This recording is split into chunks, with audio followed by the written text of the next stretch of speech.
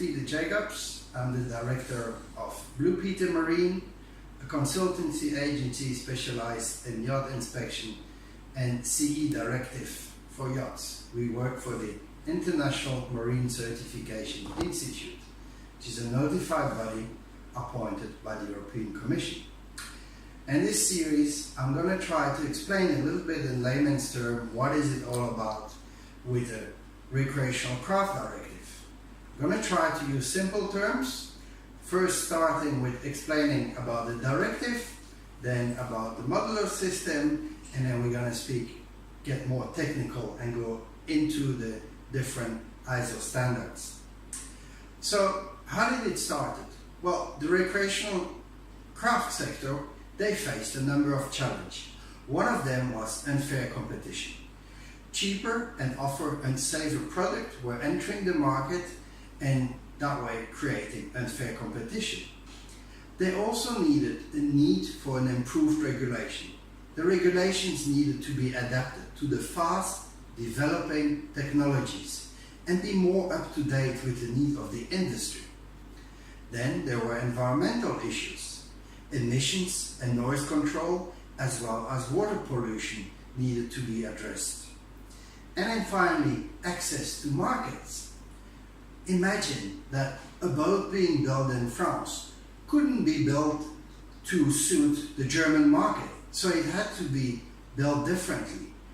A boat that was built in Germany had to be built specifically for Sweden, and so on and so on. It was a nightmare. So they needed a uniform interpretation of regulation inside the EU market, so that one boat could be sold anywhere into the EU.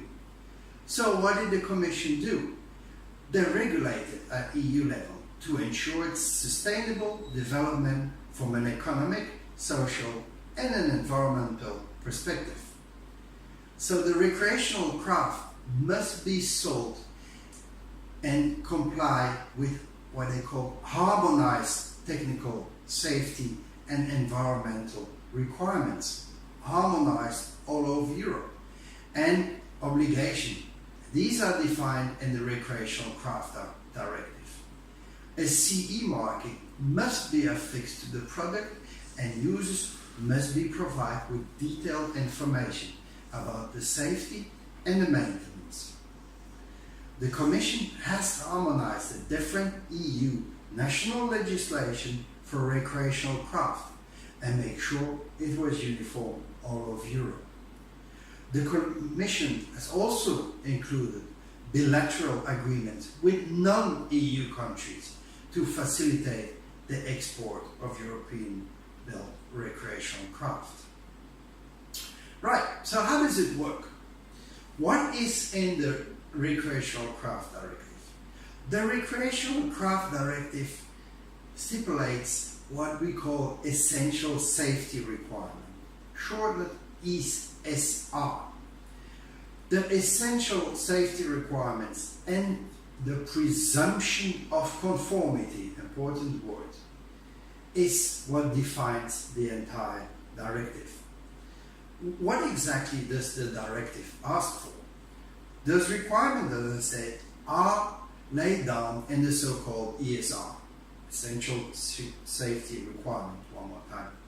I'll give you an example. What do they want from the fuel system? Well, the European directive, all they want of the fuel system is following: the filling, storage, venting and fuel supply arrangement and installation shall be designed and installed so as to minimize the risk of fire and explosion.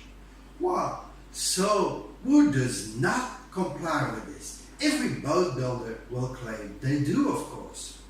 So, what kind of tool do we use to assess this?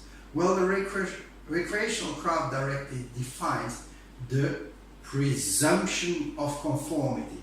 Basically, they say, if you comply with ISO 10088 as an example just, which is the one for permanent fuel installation, well, you are presumed to comply with the directive.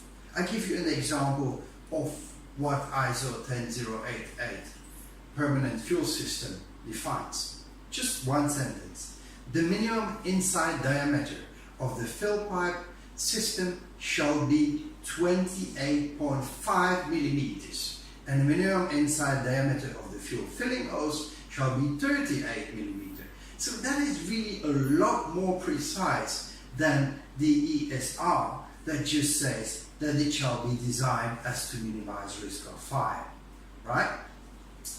So we're gonna continue with this in the next episode, and I will explain you about the ISO standards, how they work, how they created, and the organization of ISO, the International Standard Organization. This is enough for today. Let's try it another day. Thank you.